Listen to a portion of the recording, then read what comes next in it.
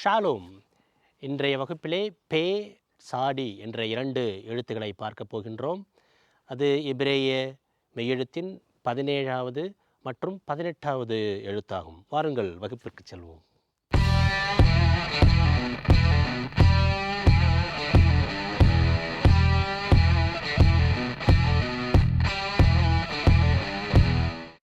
அடுத்த எழுத்து பே.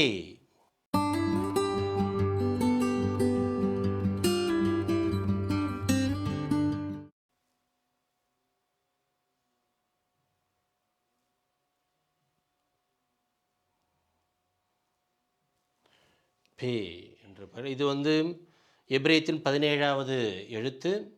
இதற்கு எண் மதிப்பு 80. இதற்கு டாகேஷ் என்ற புள்ளி வரும். இதற்கு இங்கே புள்ளி இருந்தால் பே, இங்கே புள்ளி இல்லாமல் இருந்தால் ஃபே. எஃப் அப்படிங்கிற மாதிரி உச்சரிக்கும். புள்ளி இருந்தால் இப், இல்லை புள்ளி இல்லை இஃப். இதற்கு சோஃபிட் ஃபார்ம் இருக்கிறது.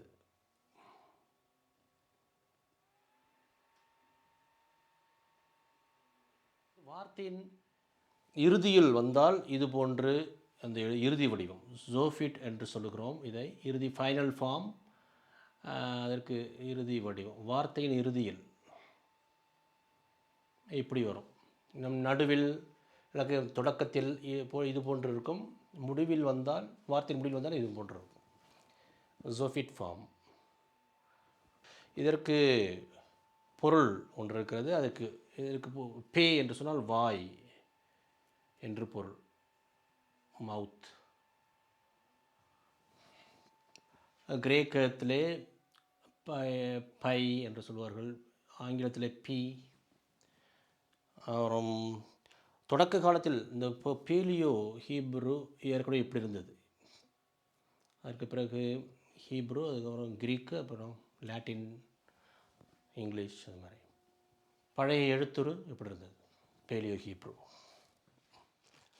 சில உதாரணங்களை பார்ப்போம்.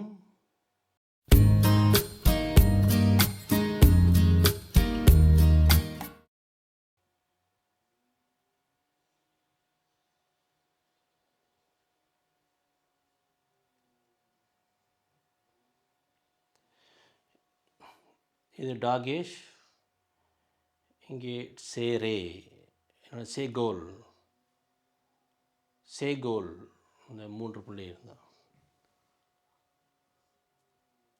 இது ஹே, கடைசியாக வந்தால் அவ்வளோ உச்சரிக்கப்படாது. இப்போ இது ஏ. பே, பே என்றால் வாய் என்று பொருள், மவுத். பாஸ்கா, அந்த யூதர்கள் கொண்டாடுகின்ற பாஸ்ஓவர் ஃபெஸ்டிவல், பாஸ்கா விழா, அதை இப்படி குறிப்பிடுவார்கள்.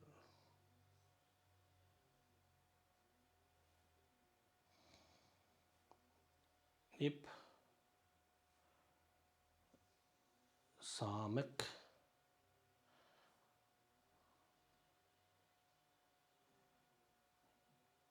ஹேட்,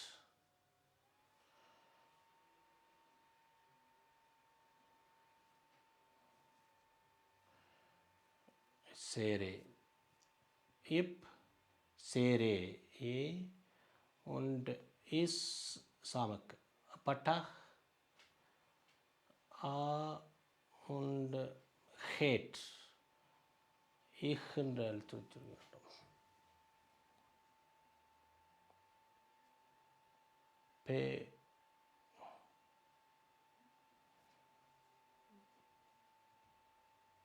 பெசாஹ்,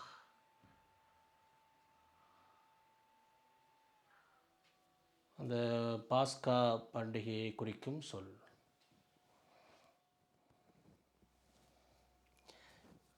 அடுத்த எழுத்து சாடி. இது 18வது எபிரேய எழுத்து.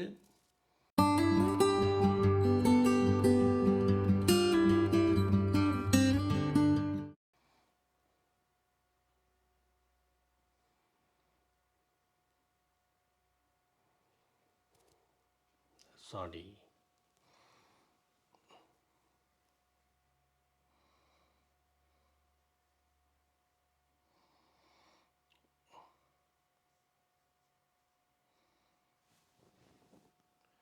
சாடி.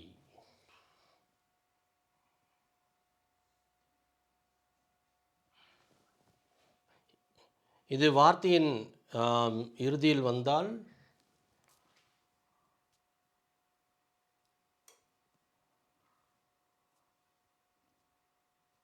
இது போல் இருக்கும், நீண்டு அது காணப்படும். இந்த வார்த்தையின் இறுதியில் வந்தால் சோஃபிட்.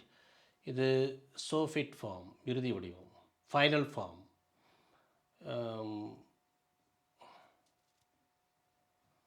இந்த வார்த்தையின் தொடக்கத்தில் நடுவில் வந்தால் இப்படி இருக்கும். இந்த எழுத்து வார்த்தையின் இறுதியில் வந்தால் இப்படி இருக்கும். இது உச்சரிப்பு. இட்ஸ் அல்லது இட்ஸ் என்று உச்சரிக்க வேண்டும். இட்ஸ்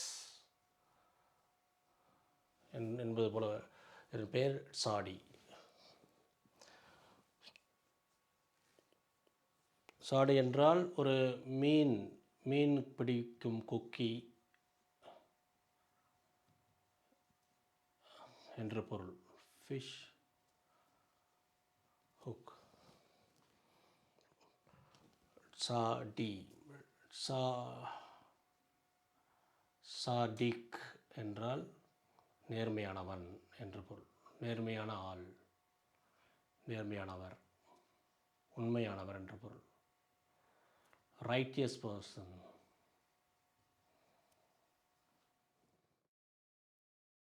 பழைய பேலியோ ஹீப்ரு அந்த எழுத்து எப்படி இருக்கும் என்று சொன்னால் எப்படி இருக்கும். பழைய இப்சி, அந்த கிரேக்கத்திலே இது போல் இப்சி அந்த மாதிரி வரும். பிஎஸ் ஆங்கிலத்தில். இதற்கு நியூமெரிக்கல் வேல்யூ 90.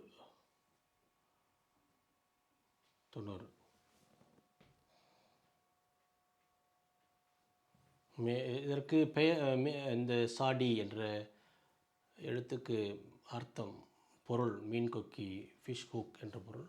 சில நேரங்களில் வேட்டைக்காரர் அப்படிங்கிற அர்த்தத்தில் கூட வரும்.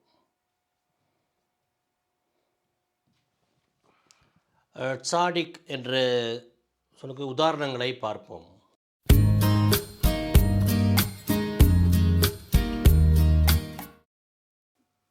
சாடிக்.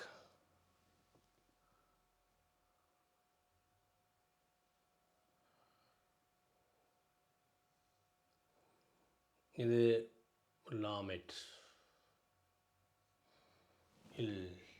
லாமெட். இது சேரே. இது சாடிக். இட்ஸ். இது ஏ. இது இல்.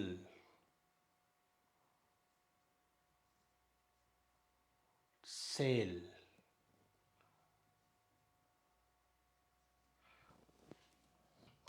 சேல் நிழல் என்று பொருள். ஷேடோ.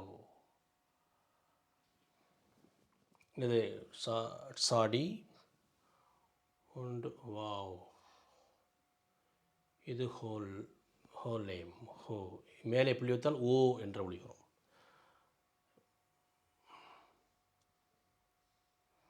இது மெம் இறுதியில் வந்தால் இதுக்கு சாடி. இட்ஸ். இது போல் வாவோடு மேலே ஹோலேம் வந்தால் இவ் என்று உச்சரிக்கப்படாது. ஓ ஓ ஓ என்று உச்சரிக்கக்கூடாது. ஓ. இதற்கு மெம் இம் அப்படின்றால் சோம்.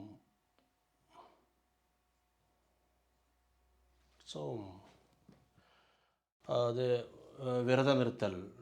விரதம், ஃபாஸ்டிங் என்று சொல்கிறோம்ல, உண்ணாமல் இருத்தல், அது மாதிரி அர்த்தம். அடுத்து ஒரு உதாரணம். இது ஆயின். இது சேரே.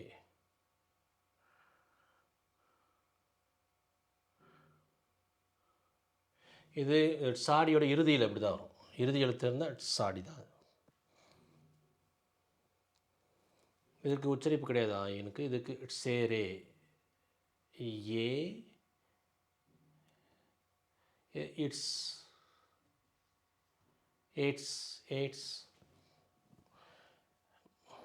என்றால் மரம். எய்ட்ஸ் என்றால் மரம் என்று.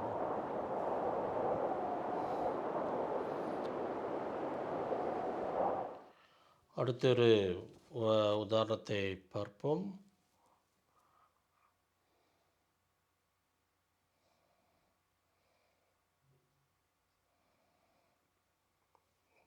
இது சாடி பட்டாக்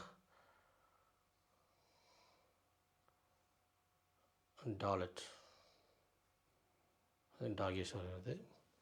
இங்கே ஹீரக், இங்கே யோட் கோஃப்.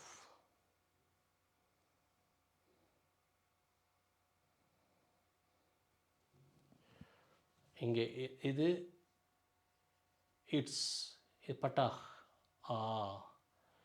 இங்கே இட்,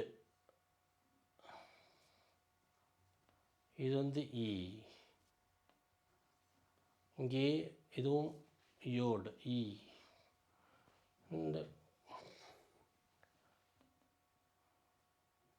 கோஃப் இக்.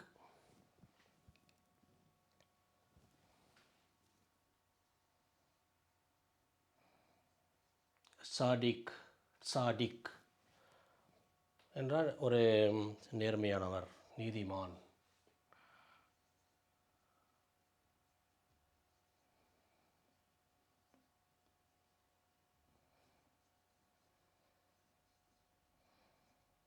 என்று பொருள். Righteous person.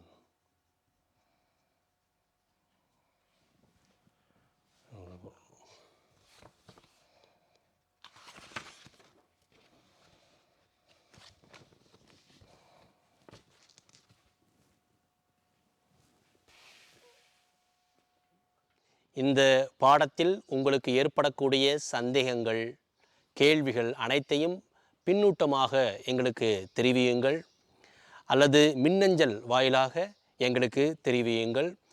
அதற்குரிய விடையை, விளக்கத்தை அடுத்தடுத்த வாரங்களில் இந்த நிகழ்ச்சியின் மூலமாகவே உங்களுக்கு விளக்கி சொல்லுகின்றோம். உங்கள் அனைவருக்கும் நன்றி. இந்த நிகழ்ச்சி உங்களுக்கு பிடித்திருந்தால் விருப்ப குறியிடுங்கள். உங்கள் கருத்துக்களை பின்னூட்டமாக எங்களுக்கு தெரிவியுங்கள். இந்த நிகழ்ச்சியை மற்றவர்களோடு பகிர்ந்து கொள்ளுங்கள். மேலும் எங்கள் யூடியூப் பக்கத்தின் பங்குதாரராக இணைந்து கொள்ளுங்கள்.